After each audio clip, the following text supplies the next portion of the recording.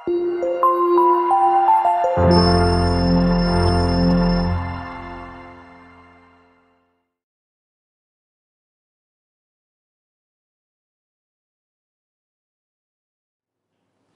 adik-adik, selamat datang di channel YouTube Belajar Alat Klinik Genius. Kali ini bertemu dengan saya, Dea Santika Rahayu, yang merupakan salah satu pengajar kimia dari bimbingan Belajar Klinik Genius. Nah, pada kesempatan kali ini saya akan mengenalkan apa sih itu kimia, apa sih ilmu kimia gitu ya. Mungkin adik-adik pernah mendengar di SMP, ada beberapa mungkin sekolah yang mengajarkan materi-materi kimia yang diintegrasikan dalam pelajaran IPA gitu ya. Nah, materi pengenalan ilmu kimia ini dapat adik-adik jumpai ketika adik pertama kali masuk ke dalam SMA atau letak di kelas 10 SMA awal banget gitu ya.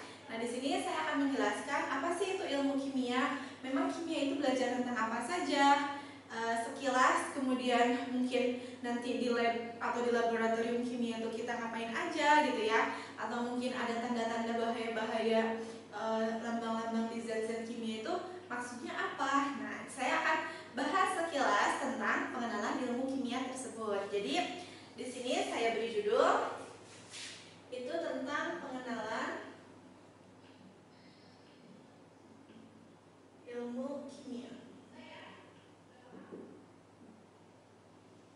Nah, sebenarnya kimia itu tidak susah kok. Mungkin karena yang sifatnya abstrak atau tidak bisa dilihat, karena kan kajiannya itu bisa sampai atom, molekul gitu ya. Kemudian ada nantinya itu satuan yang biasa kita ketemui, satuannya sentimeter, meter, kok jadi ada satuan mol untuk suatu zat gitu ya. Nah, bukan berarti sulit, tapi dia itu memang abstrak atau kita itu tidak bisa melihatnya karena level yang kita gunakan itu udah sampai level atom gitu ya. Tapi bukan berarti susah, ini mudah dan menyenangkan, apalagi apabila kita sering melakukan atau mengerjakan eksperimen-eksperimen yang berhubungan tentang materi-materi kimia ini. Dan kimia juga berhubungan loh dengan ilmu-ilmu lain seperti fisika, biologi, kemudian matematika. Di dalamnya juga ada kok hubungannya dengan kimia itu bagaimana. Dan banyak sekali manfaatnya yang bisa ada jumpai, seperti di bidang kedokteran, kemudian di bidang pertanian, kemudian di bidang teknologi. Sekarang sudah ada kimia berbasis teknologi dari nanoteknologi seperti itu ya. Nah, pertama saya akan menjelaskan terlebih dahulu apa itu ilmu kimia. Jadi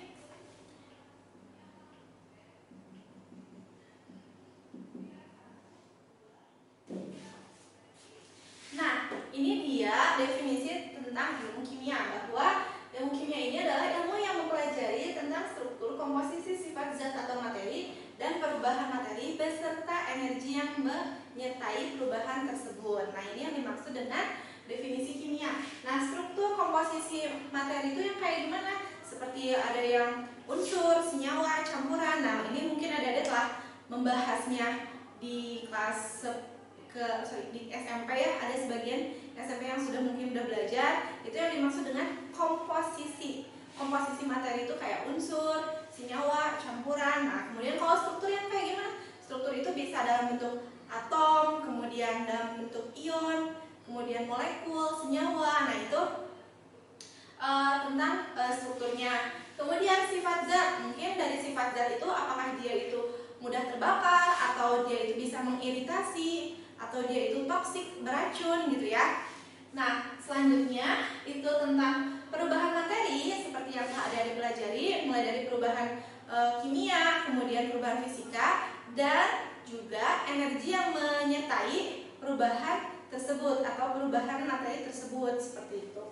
Nah, itu definisi tentang ilmu kimia. Nah, untuk ruang lingkupnya sekarang kimia itu memang ada apa saja sih? Nah, di sini saya tuliskan tentang ruang lingkup kimia.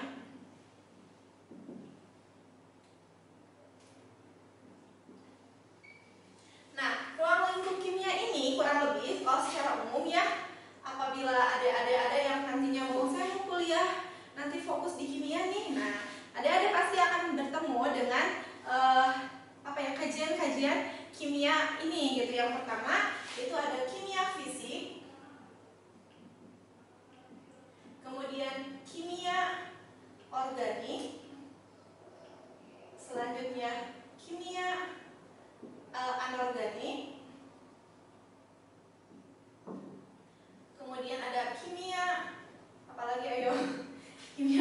organik, anorganik, kimia analitik. Selanjutnya itu ada kimia lingkungan. Dan paling ini yang umumnya yang terakhir itu ada biokimia. Nah, dari istilahnya aja gitu ya. Kimia fisik ini dia biasanya mempelajari hubungan antara kimia dengan fisika gitu ya, dengan fisika. Jadi nantinya buat adik-adik yang suka fisika juga, nah ini bisa nanti kalian adik-adik nggak di SMA ya dipelajarinya, tapi di perkuliahan. Di SMA ada sebagian, tapi hanya dasar-dasarnya saja gitu ya, tentang kimia fisik ini gitu. Jadi kimia fisik ini salah satu contohnya itu ada termokimia. Nanti kalian akan belajar di kelas 11. Jadi hubungan antara reaksi kimia dan ada nanti energinya gitu ya. Energinya kan dari segi fisika gitu ya. Kemudian apabila kimia organik ini mempelajari tentang struktur, komposisi, sifat dari senyawa organik. Senyawa organik itu apa? Senyawa organik itu senyawa-senyawa yang kalau biasanya sering kita dengar itu yang bisa didaur ulang ya. Nah biasanya kalau di kimia itu umumnya itu dia penyusunnya ada karbon, hidrogen gitu ya. Contohnya itu kayak gula, kemudian ya glukosa, selulosa, plastik-plastikan. Nah itu yang disebut dengan senyawa organik gitu. Nah selanjutnya ada kimia anorganik. Nah kimia anorganik apa? Nah kimia anorganik itu di sini juga sama, dia mempelajari struktur, komposisi, sifat dari senyawa anorganik. Nah senyawa anorganik itu biasanya berupa garam-garam, pokoknya yang ada logam-logamnya. Seperti garam dapur itu termasuk senyawa anorganik kayak gitu. Selanjutnya analisis atau selanjutnya kimia analitik. Nah kimia analitik ini dari kata analitik gitu ya, berarti dia lebih ke mempelajari analisis kandungan sesuatu dalam suatu zat gitu ya. Kita misalkan pengen mengetahui apakah dalam si sampel yang kita punya itu ada kandungan apanya gitu ya. Misalkan kita ingin mengetahui, oh iya, pernah mungkin ya booming tentang kayak di manggis gitu ya, kita ingin mengambil senyawa yang disebut mistin yang kayak gitu-gitunya. Jadi lebih ke kandungan sesuatu dalam sesuatu gitu. Jadi menganalisis kandungannya. Bisa jadi menganalisis berapa persen sih kandungannya, atau gini aja, bisa jadi kalau misalkan di pasaran gitu ya tentang cuka itu kan ternyata komposisinya ada yang 25%, 70%, 50%. Nah kita tuh kayak menganalisis cuka yang beredar di pasaran itu emang kandungannya, kadar cukanya itu berapa persen. Nah kayak gitu, itu contoh dari kimia analitik gitu ya. Kimia lingkungan bagaimana? Nah kimia lingkungan ini menganalisis bagaimana si bahan-bahan atau zat-zat itu yang berdampak terhadap kelingkungan. Jadi bagaimana, kenapa bisa juga kalau misalkan kayak sampah gitu ya, bagaimana nih caranya supaya di sampah ini diolah gitu ya, supaya dia itu tidak berbahaya terhadap lingkungan, tapi melalui proses-proses kimia gitu ya. Kemudian yang terakhir itu tentang biokimia. Nah, dari istilahnya aja bio itu biologi kan. Biologi itu biasanya berhubungan dengan makhluk hidup ya. Jadi biokimia ini salah satunya dia mempelajari reaksi-reaksi kimia yang terjadi pada metabolisme tubuh kita, seperti yang mungkin ada pernah pelajari tentang siklus Krebs atau banyaklah jenis-jenis kenapa tubuh kita bisa menghasilkan ATP atau energi gitu ya. Nah ini contoh beberapa kajian atau ruang lingkup dari kimia gitu. Nah cukup menarik ya. Jadi banyak juga ternyata hubungan-hubungan antara satu ilmu dengan ilmu-ilmu yang lainnya, dan itu saling mendukung, saling support gitu ya, saling mendukung untuk mengungkapkan fenomena, kenapa fenomena ini bisa terjadi seperti itu. Oke, selanjutnya kita akan melanjutkan tentang metode ilmiah. Jadi sebagai seorang ilmuwan, otomatis untuk memperoleh suatu ilmu itu tidak sembarangan. Jadi ada yang disebut dengan langkah-langkah yang ilmiah, biasanya berdasarkan eksperimen gitu ya, untuk menemukan suatu ilmu gitu, yang disebut dengan bisa kita beri tentang metode ilmiah. Jadi ada pun langkah-langkahnya saya akan tuliskan terlebih dahulu. Oke, ini dia selanjutnya itu tadi tentang metode ilmiah. Jadi metode ilmiah ini merupakan suatu proses keilmuan untuk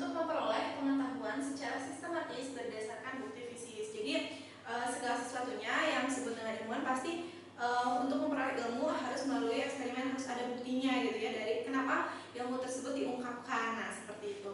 Nah, adapun langkah-langkah dari metode ilmiah ini, yaitu yang pertama merumuskan masalah. Jadi kita mencari masalah, mencari masalah gitu ya, atau mungkin kita menemuinya dalam kehidupan sehari-hari, penasaran terhadap sesuatu gitu ya.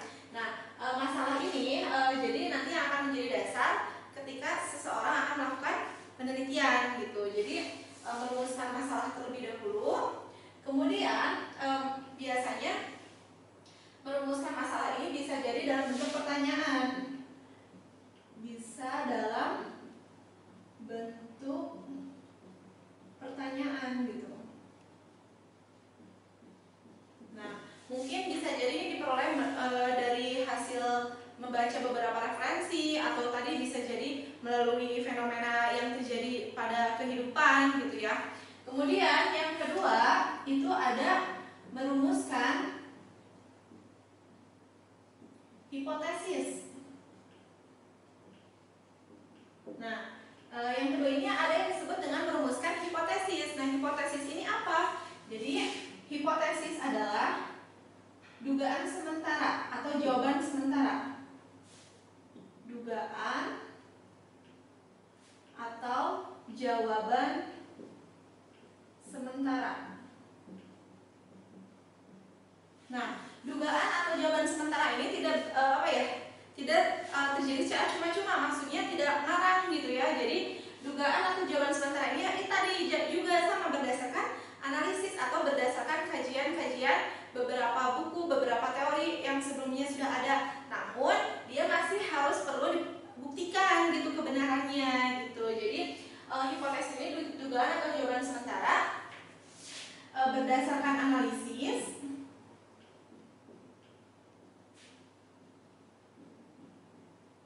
dan masih perlu dibuktikan gitu ya. Jadi kita punya masalah nih, tapi kita nggak bisa diam aja dong ketika punya masalah. Nah, kita juga mencari dari referensi-referensi yang berhubungan dengan masalah kita gitu ya. Kira-kira kemungkinan jawaban sementaranya itu kayak gimana gitu. Jadi kita cari dari beberapa referensi gitu ya. Oh, akhirnya kita memperoleh suatu hipotesis atau jawaban sementara dari pertanyaan masalah tadi kita berdasarkan analisis dan masih perlu kita buktikan gitu ya kebenarannya, yaitu dengan melakukan nanti percobaan seperti itu. Kemudian yang selanjutnya itu ada penentuan variabel. Penentuan variabel di sini apa? Variabel itu suatu bisa jadi suatu tindakan, bisa jadi suatu keadaan gitu ya. Nah, si variabel ini terbagi menjadi 3. Nah, variabel ini terbagi menjadi 3. Ada yang disebut dengan variabel bebas, kemudian variabel kontrol, kemudian ada variabel terikat.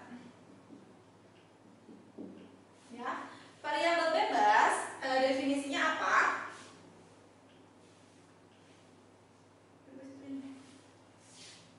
Nah, untuk variabel bebas ini kan ada variabel bebas itu ada istilah lainnya.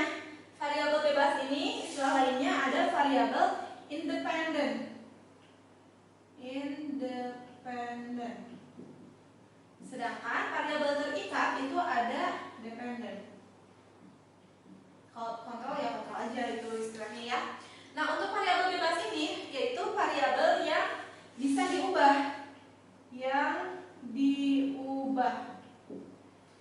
Kontrol ini yang dibuat tetap atau sama.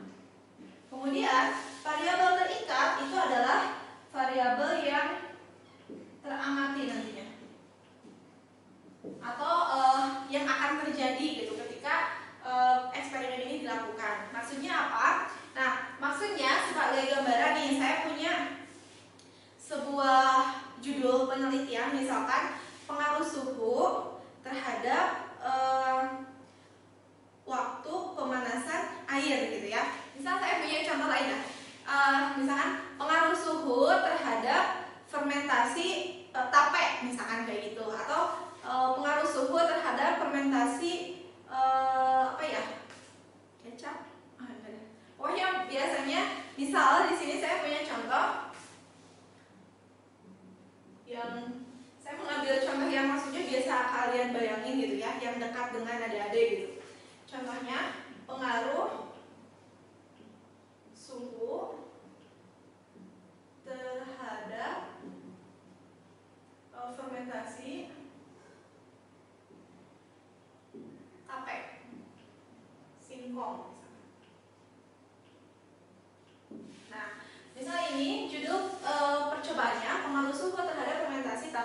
singkong. Nah, sekarang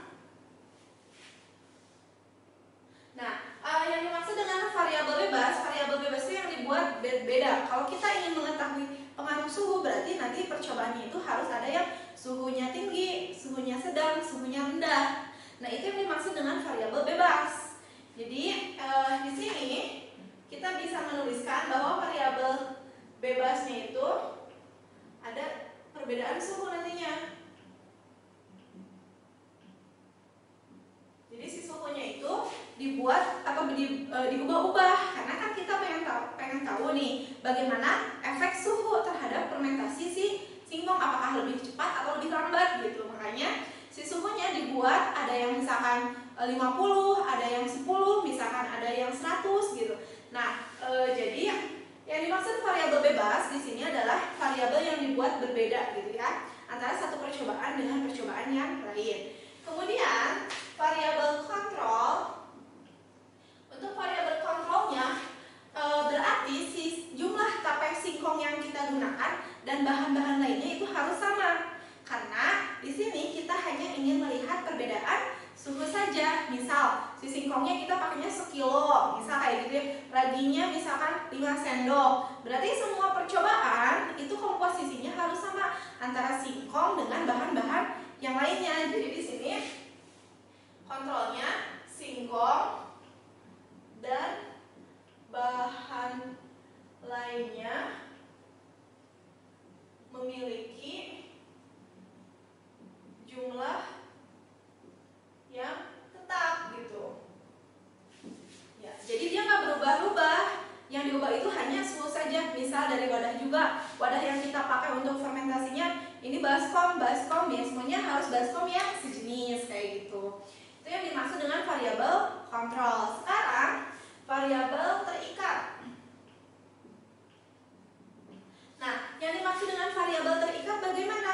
Nah, variabel terikat ini yang terjadi dari efek dari si variabel bebas atau independen gitu. Bagaimana efeknya? Ternyata dari suhu itu yang kita amati bahwa si pembuatan tape singkongnya itu ternyata lebih cepat atau lebih lambat. Jadi di sini boleh kita tulis kecepatan fermentasi misalkan. Bisa jadi kecepatan fermentasi, bisa jadi misalkan banyaknya air. Nanti kan biasanya di tape itu suka ada air atau kelembabannya berbeda-beda nantinya. Nah, kayak gitu. Nah, semua ini, oh iya, ini juga bisa jadi si kontrolnya itu waktunya juga sama, waktu fermentasinya. Waktunya antara yang suhunya 50 sama suhu yang 10 kayak gitu. Jadi kebayang ya. Atau mungkin adik-adik pernah melakukan percobaan di SMP terkait ini pertumbuhan kecambah, pengaruh cahaya matahari terhadap pertumbuhan kecambah. Nah, berarti kan pengaruh cahaya ada yang disimpan di tempat gelap, ada yang terang gitu kan. Nah, pengaruh cahaya tersebut berarti dia merupakan variabel bebas gitu. Nah, si kecambahnya jenisnya harus sama, berarti itu variabel kontrol. Kemudian terikatnya, misalkan yang satu mah panjang kecambahnya cuman 2 cm, sedangkan ini panjang kecambahnya sudah sampai 6 cm gitu. Dengan waktu pemanasan yang bukan pemanasan, waktu penyimpanan yang sama. Nah, kayak gitu. Nah, kurang lebih itu gambaran tentang jenis-jenis variabel atau ada di step penentuan variabel. Nah, selanjutnya itu ada langkah selanjutnya. Langkah yang keempat itu ada mengumpulkan data. Mengumpulkan data itu bagaimana maksudnya? Nah, mengumpulkan data di sini maksudnya kita meninjau beberapa kajian pustaka gitu kan terkait ya tadi mulai dari awal merumuskan masalah, hipotesis, penentuan variabel. Jadi kita punya data sebelum melakukan eksperimen gitu ya, data prediksi kita lah ya gitu. Kemudian yang selanjutnya itu ada menguji hipotesis atau eksperimen. Nah, menguji hipotesis atau eksperimen ini berarti kita melakukan percobaan terkait masalah yang kita yang kita punya tadi. Jadi di mengumpulkan data tadi kita mengumpulkan juga bagaimana proses langkah-langkah kerja yang harus kita lakukan dalam melakukan percobaan ini. Nah, baru setelah kita punya punya referensi gitu, kira-kira stepnya bakal kayak gini, baru kita melakukan eksperimen. Nah, dari eksperimen ini berarti kita bisa memperoleh data ya, memperoleh data. Baru kita masuk ke tahap mengolah dan menganalisis data.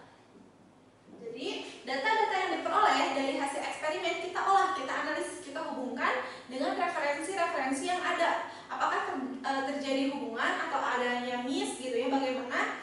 Nah, baru di sini setelah mengolah dan menganalisis data, barulah kita sampai ke kesimpulan akhir. Baru yang kayak ini kita menarik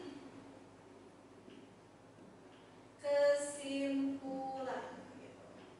Di akhir berarti kita bisa menarik kesimpulan yang terkait masalah yang kita punya. Nah, bisa jadi selanjutnya itu kita melakukan komunikasi atau kita melakukan publikasi gitu ya. Maksudnya publikasi di sini mengumumkan gitu bahwa oh ini ilmu-ilmu yang saya peroleh berdasarkan eksperimen yang telah dilakukan dan setelah dikaji berdasarkan referensi-referensi lainnya. Nah, kayak gitu. Kurang lebih begitulah tahapan-tahapan atau langkah-langkah metode ilmiah yang biasa digunakan ilmuwan ketika mereka mencari atau ingin menemukan suatu teori gitu ya. Nah, sekarang kita akan lanjut ke materi selanjutnya, yaitu tentang yang namanya kimia. Itu pasti ada tadi melakukan eksperimen atau cara kerja kita di laboratorium. Nah, terdapat beberapa aturan-aturan yang harus adik-adik patuhi gitu ya ketika adik-adik memasuki laboratorium. Nah, kira-kira aturan apa saja sih yang harus kita lakukan ketika kita mau memasuki laboratorium untuk melakukan percobaan gitu.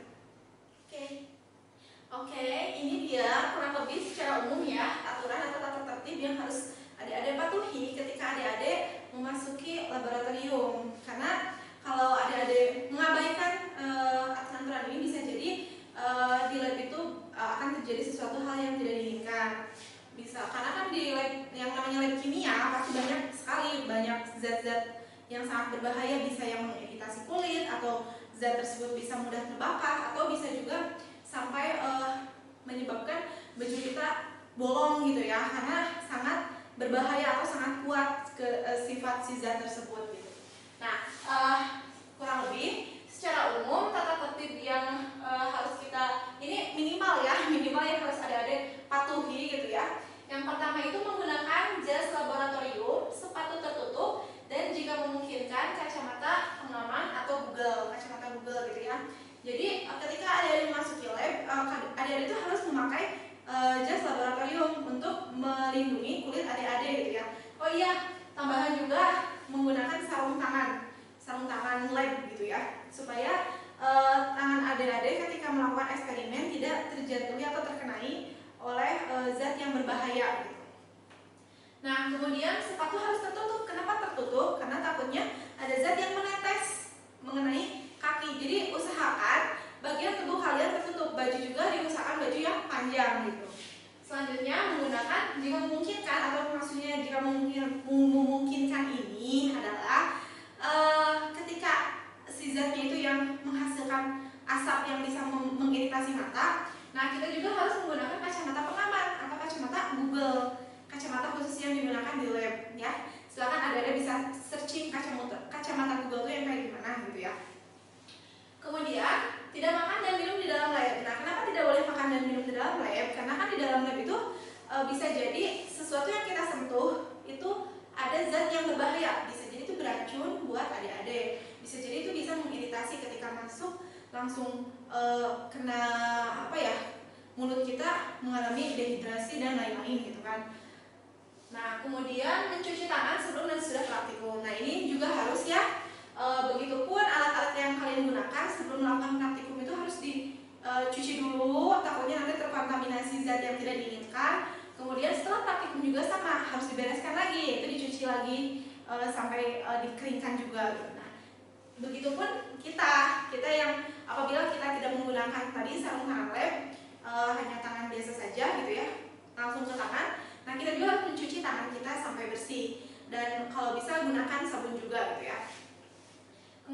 terakhir, ketika adik-adik melakukan praktikum, jangan lupa baca terlebih dahulu petunjuk praktikumnya seperti apa. Jadi jangan ngarang, maksudnya harus sesuai step-step, karena step-step yang disediakan oleh guru-guru kalian pasti itu yang sudah terstandar gitu ya, maksudnya itu udah paling aman gitu ya untuk dilakukan. Dan baca juga bagaimana sifat zat yang akan kita gunakan. Nah biasanya juga kan guru kalau misalkan kita menggunakan zat yang yang agak berbahaya, misalkan yang asam yang sangat kuat dengan konsentrasi tinggi, itu pasti kita dikasih peringatan, hati-hati. Nah kita harus nurut gitu ya, harus mengikuti aturan-aturan yang ada di petunjuk praktikum. Dan kita juga harus tahu bagaimana sifat zat-zat yang kita gunakan. Bisa jadi dia itu mudah terbakar, atau tadi mengkorosi sesuatu, atau merusak kulit kita gitu. Nah ini adalah aturan minimal yang harus adik-adik, atau aturan umum. Ini yang minimal ya, sebenarnya banyak sekali pasti di setiap sekolah itu berbeda-beda. Tapi yang ini pasti bakal ada gitu ya. Di sekolah itu pasti lebih detail lagi terkait aturan-aturan tata tertib yang harus kita lakukan ketika kita memasuki laboratorium. Nah kayak gitu. Oke, selanjutnya saya akan menambahkan terkait tanda bahaya zat-zat atau bahan kimia. Nah kurang lebih saya akan mengenalkan beberapa yang umumnya sering muncul juga ya di soal-soal latihan kelas 10 tentang tanda-tanda bahaya bahan kimia tersebut. Jadi saya tuliskan dulu lambang-lambangnya seperti apa ya. Nah ini dia gambar-gambar yang telah saya sediakan, beberapa gambar yang familiar, mungkin sering muncul di soal-soal kelas 10 terkait tanda bahaya suatu zat kimia. Nah biasanya di botol zat kimia tersebut suka ada lambangnya, gambarnya tanda bahayanya itu apa, maksudnya apa, nah kayak gitu. Nah di sini gambar pertama, ini gambarnya cukup jelas ya. Ini kurang lebih gambarannya seperti ini, tapi silakan adik-adik mencari juga di internet mungkin yang lebih jelas lagi, lebih bagusnya lagi. Di sini saya hanya menggunakan warna hitam saja gitu ya. Mungkin kurang lebih gambarannya mirip lah ya, sedikit-sedikit. Di sini ada lambang yang pertama itu eksplosif atau mudah meledak. Dari gambarnya aja sudah terlihat ya bahwa di sini seperti ada ledakan dari zat tertentu, bahwa si zat tersebut dia akan mudah meledak. Nah, makanya lambangnya kurang lebih seperti ini, atau sifat zat ini eksplosif. Silakan adik-adik juga bisa mencari tanda bahaya eksplosif kayak gitu. Kemudian yang selanjutnya itu flammable. Flammable di sini dia mudah terbakar. Jadi ini mudah terbakar. Boleh adik-adik mencari tanda bahaya mudah terbakar. Nah dari gambarnya saja sudah terlihat ini tuh kayak gambar api gitu ya. Jadi si zat tersebut nanti dia akan mudah atau sensitif sekali ketika ada api itu, dia langsung gitu ya, langsung bereaksi gitu ya sama si api, dia artinya sangat mudah sekali untuk terbakar. Selanjutnya itu ini ada gambar tengkorak ya. Tengkorak ini maksudnya toksik. Toksik di sini itu beracun. Nah, jadi ini juga salah satu zat yang berbahaya apabila kena makanan. Oleh karena itu di lab itu nggak boleh sambil makan dan minum, karena takutnya ini dia tertempeli oleh zat yang sifatnya beracun atau toksik gitu ya. Selanjutnya ini itu ini korosif. Korosif ini zat tersebut dia bisa mudah membuat berkarat gitu ya. Nah makanya di sini ada seperti serpihan terus terkelupas gitu. Artinya di sini ketika tertetesi oleh zat tersebut dia akan terkorosi gitu ya. Kemudian yang ini ada iritan. Iritan di sini dia mengiritasi kulit, bisa menyebabkan luka pada kulit ya. Biasanya suka ada lambang I-nya. Atau kadang lambang ini juga ketika bukan ada lambang I itu bisa sebagai simbol bahaya gitu, bahwa zat tersebut berbahaya. Selanjutnya ini ada seperti flammable, bedanya di bawah itu ada cincin, kemudian ada api-apinya. Nah ini yang disebut dengan oxidizing, atau dia mudah teroksidasi. Mudah teroksidasi ya. Selanjutnya ini ada gambar ikan pohon kering. Ini artinya dia zat yang berbahaya bagi lingkungan ya. Jadi ini berdampak pada lingkungan.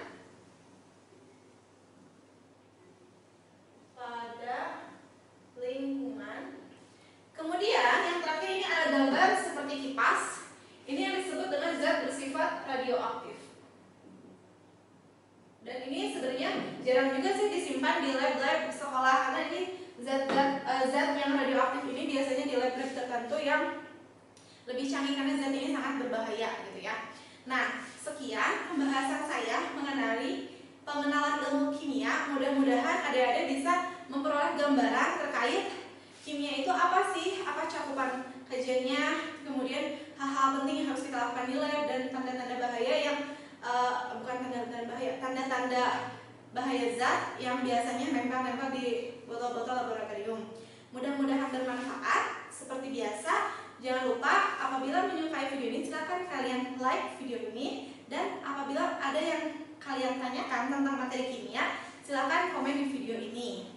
Begitupun jangan lupa pula silakan subscribe channel YouTube Belajar Ala Klinik Jenius dan nyalakan tombol notifikasinya dengan menekan tombol lonceng gitu. Jadi di sini adik-adik silakan melihat updatean video-video yang lainnya juga gitu. Saya Dea Santika Rahayu pamit undur. Terima kasih atas perhatiannya. Sampai berjumpa lagi. Dadah.